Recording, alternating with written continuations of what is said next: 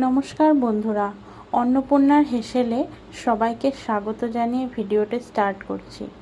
অন্নপূর্ণার হেসেল এই নামটা আমার মায়ের দেওয়া। আমার প্রথম যে ইউটিউব চ্যানেলের কথাটা তোমাদেরকে শেয়ার করেছিলাম, সেই ইউটিউব চ্যানেলের নামটিও কিন্তু অন্নপূর্ণার হেসেল নামেই ছিল। আবারও নতুন করে একই নামে চ্যানেলটি আমি ওপেন করেছি।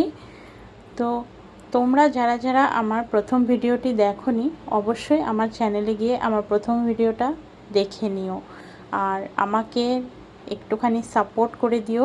তোমাদের সাপোর্ট আর ভালোবাসা ছাড়া কিন্তু আমি এগোতে পারবো না। তো তোমাদের ভালোবাসা পাবো সেই আশা নিয়েই আবার কিন্তু ইউটিউবে ফিরে আসা। তো বন্ধুরা, আগের ভিডিওতে তোমাদেরকে বলেছিলাম মা মেয়ে কী করে ইউটিউব জগতে আসি। তো ইউটিউব জগতে ফিরে আসার আবার যে ঘটনাটা, সেটাও কিন্তু এক ধরনের মায়ের অনুপ্রেরণাতেই।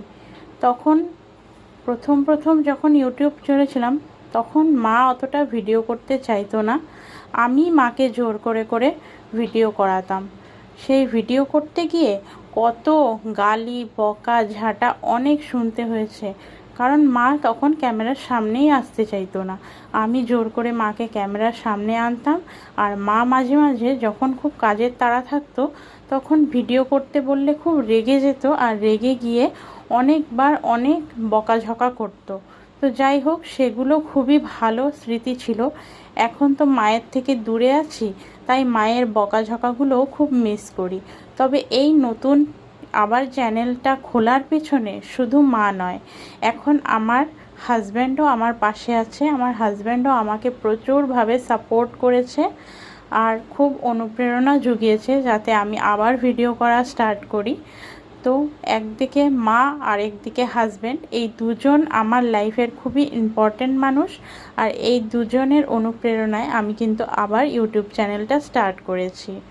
তো বন্ধুরা, তোমাদের আমার এই চ্যানেলটা দেখতে কেমন লাগছে, আমার ভিডিওগুলো কেমন লাগছে, কমেন্ট করে জানিও। আশা করছি তোমাদের ভালো লাগবে আমার এই ভিডিওগুলো ভালো লাগলে পাশে থেকো।